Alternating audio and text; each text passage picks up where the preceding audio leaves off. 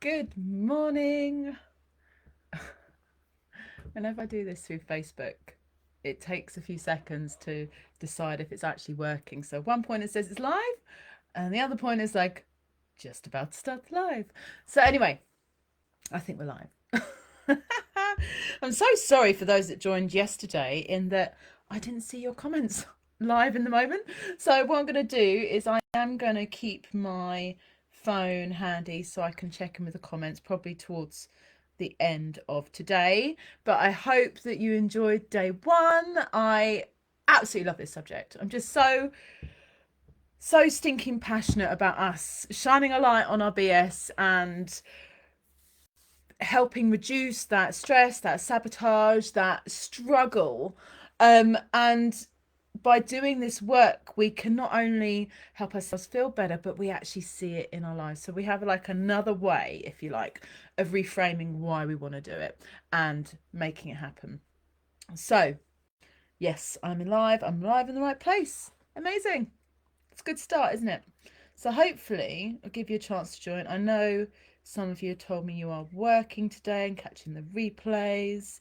Um, yeah, but I'm really excited. So yesterday we dived into our unconscious beliefs, the stories that we're telling ourselves, and we did this through having a look at actually what we want to create and then listening to those buts.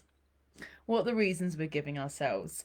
And some of you kindly shared them in comments. And I hope that some of them you may have been conscious of, some of them not so much. And even if you are conscious of them, sometimes it is powerful to have a timely reminder. And sometimes we're in a place where we're actually ready, able to go through and do the work. Because it can feel uncomfortable. It can feel like you've got other things to do that are more important. But actually, I'm hoping that through this, you will realize the importance of doing this work and the reason why you don't want to put it off. The reason why I'm so passionate about this subject is that you can literally collapse the time of struggle and stress, and goodness knows what doors you can open. I certainly, through my clients, that it has been transformative. It could be in new businesses, new branding, just completely different space of operating, the relationship improvement from husbands to children, that it's just nothing short of magical, this sort of work. And but as I said yesterday, it starts with us. It starts with us realizing our worthiness, us realizing that we are enough as we are. We deserve to receive and have these things, and we are the only ones stopping us from doing that. So I'd love to know what your biggest takeaways were, what you any ahas that came up. And of course, we are going to dive into what we're going to do with those limiting beliefs today. So we'll start off by dismantling some of those limiting beliefs, which is an exercise that I do through all of my work in one way or another, but I'll probably share it in a way that some of you not necessarily heard before, unless of course you've been through some previous trainings. But again, sometimes we just hear things in a different way, it just drops in a different way, and we're ready to make that shift, make that change.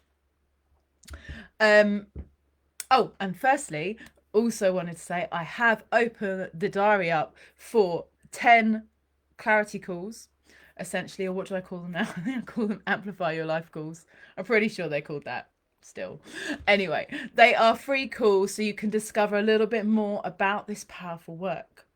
You can discover, well, we dive into this subject a little bit more, what you think is holding you back, and we actually start digging and seeing what we think is really holding you back, because they're not always the same thing.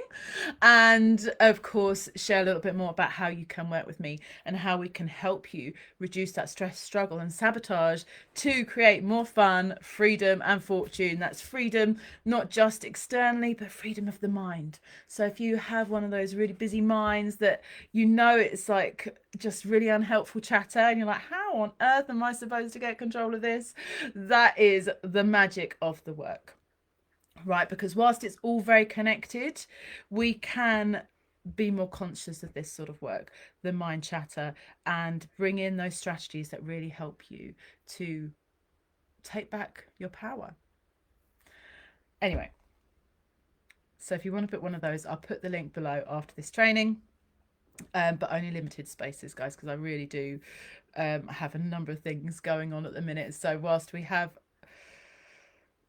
this beautiful challenge, I actually am in the process of creating another beautiful experience that kind of expands on this gorgeous work. I felt very inspired to add to this and to scale it up. So yeah, I hope that you really enjoy this. I hope you have some really powerful takeaways, and jump on a call if you know that you are ready to get out of your own damn way, like crack open the BS and start to make the shifts that are really going to serve you. Then let's chat.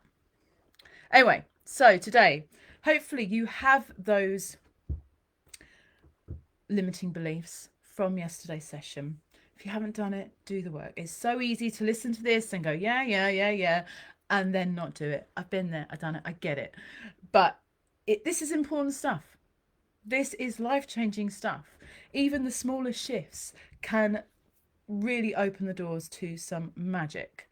So go and do the work. Pause this, go and get started with that, and really have a think about what are the stories that you're telling yourselves, because at the end of the day, beliefs are just thoughts that you continue to think. And some of those beliefs you'll be much more able to shift. You'll find it easier to get your head around, and other ones they're like, no, Marie, I've believed this all my life. You're telling me that this is no longer true? And it can be more uncomfortable to share that, to shift that, sorry. So when you know what you don't want, you're going to be that much closer to figuring out what you do want. And as I said, your beliefs are the thoughts that you just continue to think. We touched on the fact that you have, like, on average 60,000 thoughts per day. And which ones are you giving power to? Well, that's all to do with how you have been programming your mind, whether consciously or unconsciously, more likely to be unconsciously, and continue to. So this isn't like a one and done exercise. When it comes to your mindset and your thoughts, you are continually being influenced. So it's very much, this work is going to the mind gym, and you've got to decide whether that's important to you.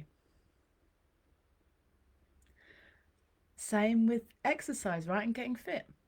Is that important to you? Why is it important to you? So I hope that understanding that through this work that you can have a conscious influence in how you think, and that how you think and perceive things completely impacts how you experience your life. So how do you want to experience yours? So again, you go, okay, well, I want to feel freedom. I want to have more fun. What's the but? What are the buts? Share below if you want to share some of your buts in the moment. That's all good. And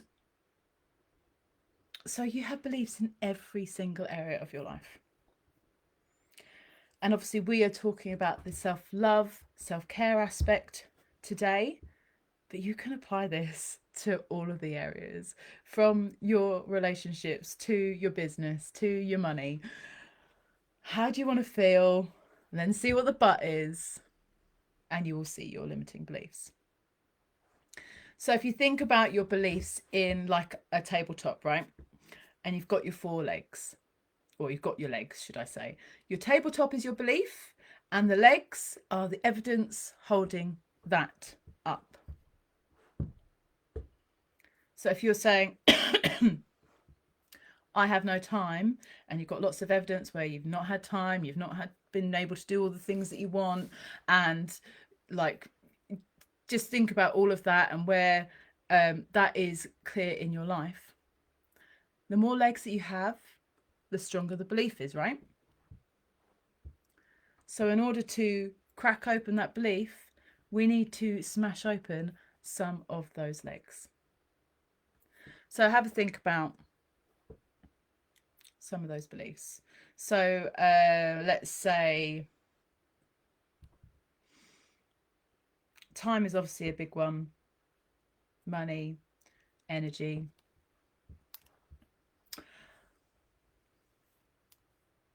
Let's say the time one, and that can be tied into the energy one. Like, I like my sleep. I don't want to get up earlier.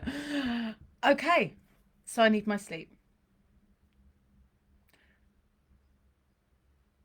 And then you start to question that evidence. Okay. Yes, I need my sleep. But what time am I going to sleep? Are you going to sleep early enough? The mind, when you ask questions, it can't help but answer it. So be very mindful of the questions that you ask yourself.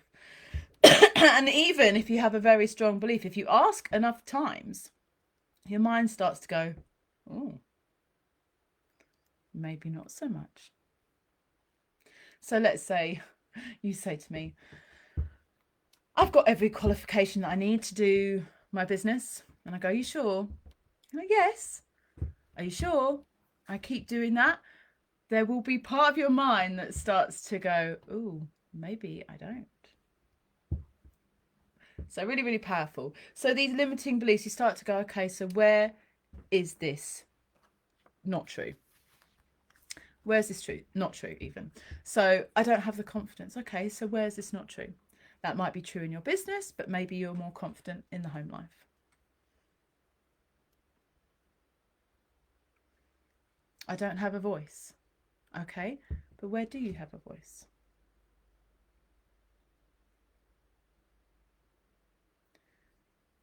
And you start to look at that in all the different areas, your home, your business, your past. Let's say I'm easily distracted.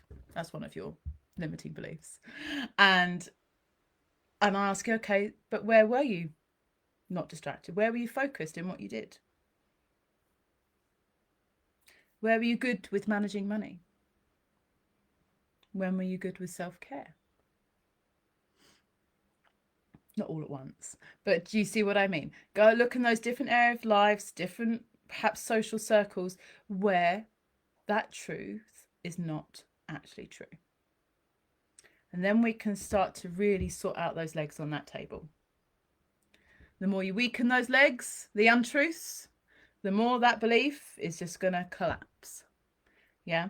So we want to really work on those pieces of evidence on your belief and start collapsing the unhelpful beliefs.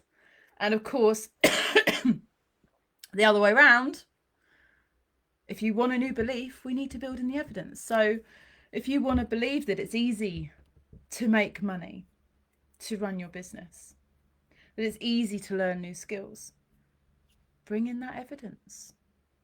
It doesn't even just have to be evidence in your life where you found, say, for example, learning skills easily. It can also be evidence of other people. So if you are of the mind that to run a successful business, to earn lots of money, you need to sacrifice lots of time and energy, where is there examples of people that don't do that?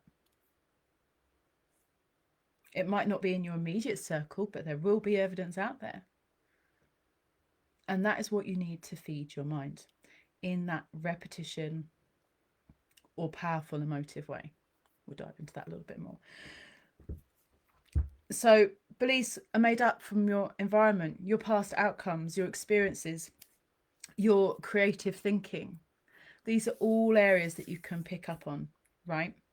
And your education. So your education will have impacted your beliefs, right? And that will differ from country to country, county to county, school to school, classroom to classroom, to how that impacted. Maybe you had one particular teacher that really impacted you, hopefully in a positive way, but I know plenty of people that have had experiences in the other direction that have dictated a lot of their lives. And so you can pick your truths from different areas. Your environment, your current environment, your work environment, you probably have heard that you are the average of the 5 people you spend the most time with. What are their sort of beliefs? Are they aligned with yours? Are they aligned with the beliefs that you want to have? Yeah. Then we also have, as I said, those past outcomes. So if you've tried, for example, a few businesses or a few diets, certain ways of eating, certain ways of sleeping, it's not worked for you, then that you're going to obviously have your beliefs impacted on those from those experiences. Your creative thinking is your imagination. So again, it's like my favorite one. Imagination is your superpower, but usually you're using imagination not to help you, probably to relive traumas and stories and worst case scenarios, whereas you can use your imagination for the positive, right? Because when you're thinking about those negative things, you are literally living it again in the body as if it's real, because your mind can't tell the difference between imagination and reality. So be really mindful of how you're using that. But you can use that, as I say, as a tool and to get into that subconscious. As we mentioned yesterday, the vast majority of how we think, feel, and act every day is coming from our subconscious. It's reactive from there as opposed to our conscious mind. So we want to get into that subconscious. There's no point in talking about it. You could tell me, oh, Marie, I believe that I can look after myself and that I love myself. But is it true? Is it true in a deep, in your body sort of way? Is that a true belief? Or are you just saying it? And you'll be able to feel it, especially when you start to repeat some of these statements to yourself. You'll be able to feel it. And it may differ from one day to the next. But it's that subconscious that we want to get into, right? Because it is dictating a large part of your life. It's a fascinating subject. I love it. Because you will, if you do this work, you will realize, uncover more and more in your subconscious that you didn't realize was there and impacting how you show up. And I love that. I love that. I'm all about growth and evolution and all of that good stuff. So for me, that's exciting. But some people go, what do you mean, Marie? We're never done. No, and it's beautiful. So yeah, we want to get into that subconscious mind. And so we have that evidence that helps on that logical mind. That's like the gateway to your subconscious mind. But there are other ways of doing it. So as I mentioned, repetition. If you've done something enough times, driven a car, facial care, exercise, it becomes your normal. Like at first you have to think about it a lot, and then after a while you don't have to think about it at all. You can do it in automatic. Yeah. So repetition is powerful, but you do usually have to repeat quite a lot of times. The how long for is argued. And I also find that different triggers of course come into play as well. So you might like pick up a really good habit, say a gratitude practice or exercise regime for a while, and it be like, yeah, this is just me now, and then something happens and it throws you off the train tracks and you find it quite hard to get back on.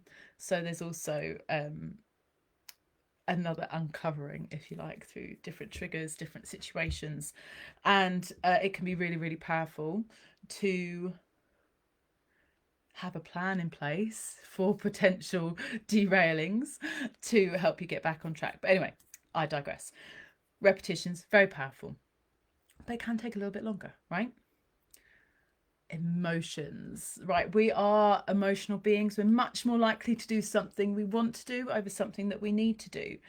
And if you can tie in some emotions, some powerful emotions in the positive aspect, then it helps get it in that mind. It helps you go, oh yes, I like this and more, please. And actually I had a lovely lady who was one of my speakers at my recent event, the lovely Lisa Yelland. She's a sales coach and she's just done a sales challenge, and I loved how she did this because she had a little bongo drum. And so every time someone made a sale, she would literally do a voice note and go, that was a really bad example. But anyway, it was amazing. I loved it. And I loved how people wanted that. They wanted to shout about their experiences. So that obviously helped in the interaction and everything. But two, it made them want to go and get the sale. It made them like, do you know what I mean? Reframe how they went about getting their sale. I thought it was beautiful.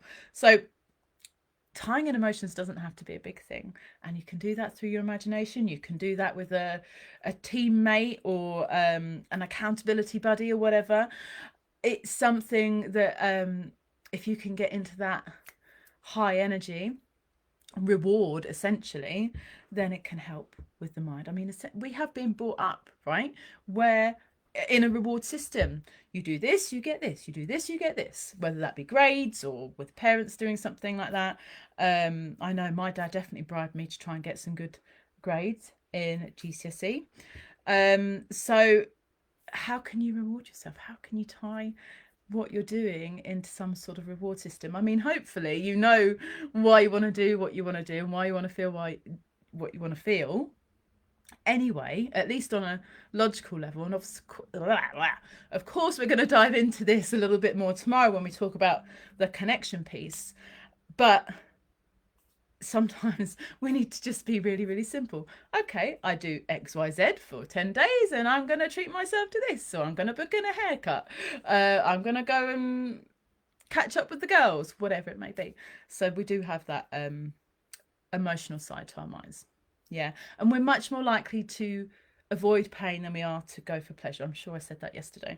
So we really need to basically at least 3 times the pleasure dial in whatever we want to do. And then the other way that we can get into the subconscious a little bit easier is when we're in a different brainwave state. Now, this is also known as hypnosis, or could be called a meditative state. And you actually go into these states all the time, every day, probably, but you might not recognize it as that.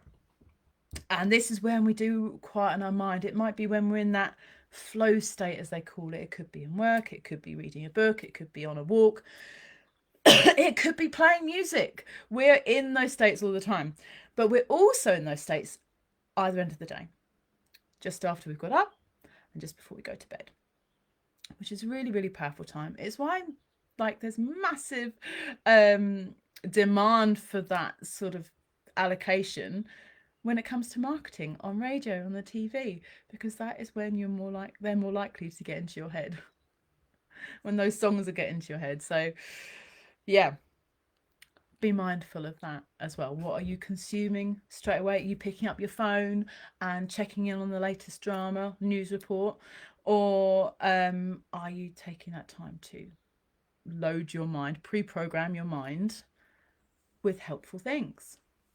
Which is again why a lot of people will do their gratitude or meditation either end of the day. So it's really, really powerful. And often the mistake that we make as humans is to use the end of the day to go through the list of the things that we didn't do, which is not very helpful. Because then you go and take that and you sleep on it for 8 hours. Imagine what that is doing to your body. Like the little factory that is your body that knows how to naturally rebalance, and you're feeding it with all this stuff that you didn't do and making it anxious and stressed. We don't want that. So yeah, as I said, that is a beautiful time to get into your subconscious. It's a brilliant time to do your visualizations or affirmations, all of that sort of thing. So yeah, we'll talk about affirmations a little bit, shall we? Because you are affirming things to yourself all the time, just not usually very helpful things. And some of you might have tried affirmations before. Some of you may think that, oops, not have had much success with them. Maybe you've picked them up for a little bit and then dropped them again. But affirmations are powerful. And the main thing I think that people forget to talk about when it comes to affirmations is the emotive side of it, right? We want to be in the right state for this affirmation to drop. You don't want to be in a really bad place and be like, I am confident. I am loved. Sorry, I can't help but laugh. Like, it's really, really important, and it can be the simplest of tweaks to your affirmation that makes it feel much easier to get into your mind, right? So for example, if I um I am supported and you don't feel very supported, is it going to land? However, a tweak such as I'm supporting myself more and more every day, that feels good, right? And you start to do that, it starts to just, okay, how am I supporting myself today? Yeah, it gets you thinking about it a little bit differently. Also, you might say, I love showing up for my people versus I am showing up for my people. Which one feels better, right? It's that emotion, right? We're emotional beings. So how can you get that emotion in there? And as again, if you've been around for a while, you'll know that you can really change your state really easily. You don't have to change your circumstances really quickly, but you can change your energy around what you want to do really, really quickly. So if you are not feeling inspired to show up, you could use silliness. Like my friend, dear friend Roxanne, she is another coach and she is an absolute expert in bringing the joy in the moment and uses silliness as a superpower. So as I say, if you're feeling a bit off, be silly. Like it immediately changes your body state. I am powerful. I am beautiful. You know what I mean? So try that. I know sometimes it can feel really silly, but literally do it a couple of times and suddenly you're feeling better.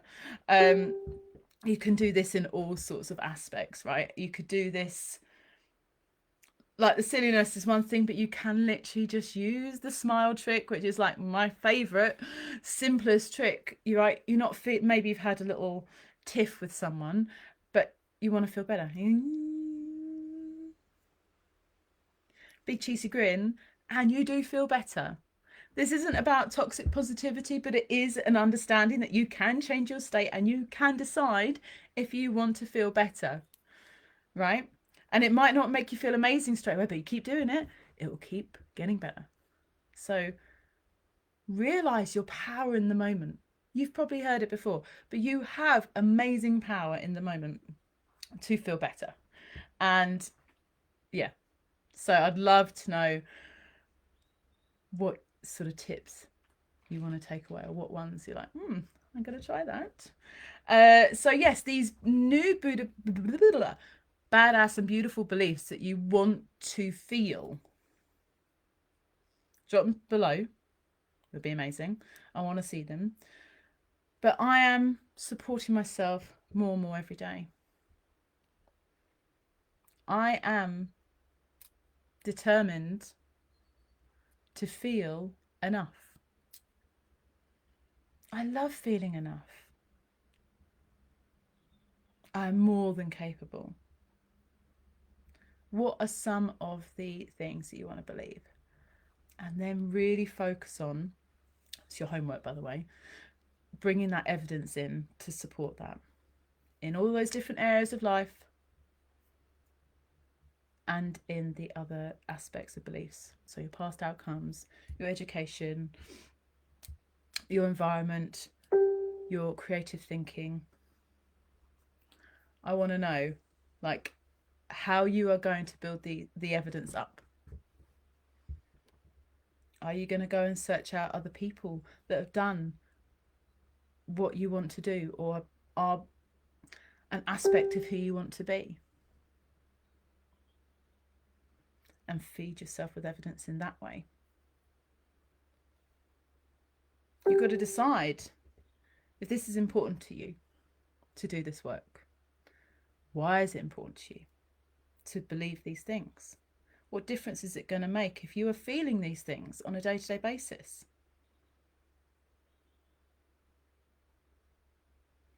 If I haven't got the energy, the time, or the money,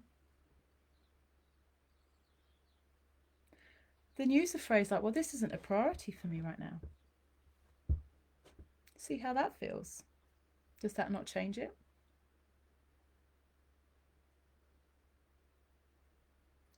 Showing up in my business isn't a priority right now. Really? Okay. See how you can change your feeling around it, because how you feel is going to impact how you show up. And whilst action can indeed change how you show up, how you feel,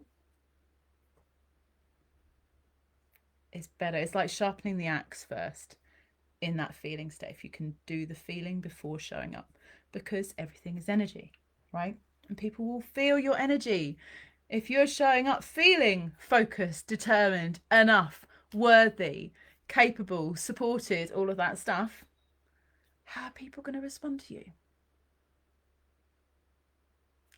So, obviously, we're going to dive into that connection piece a little bit more tomorrow.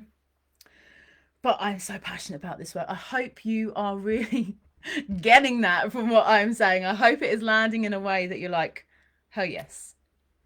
I want to feel this way. I want to have this mindset. I want to change how I see the world and how I experience the world and how I show up in it.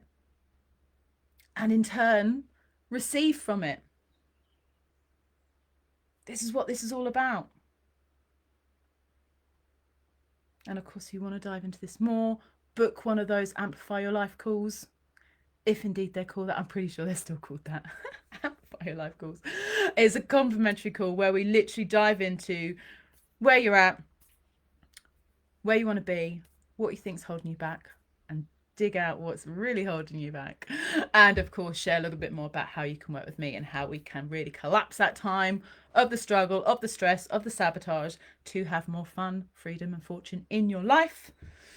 And the other thing that you could do if you're feeling really eager to do this work is perhaps say some statements to yourself in the mirror. It could be, I love you. Look yourself straight in the eye, say it for 2 minutes and see what comes up. And I want to know if you do this, because it can be really powerful, really transformative, and really uncomfortable. So I highly recommend it. And again, if you're avoiding it, that's telling you something. The resistance here in this work will be telling you some key things. And you've got to decide whether you are ready to do this, to feel this discomfort and work through it and come out on the other side.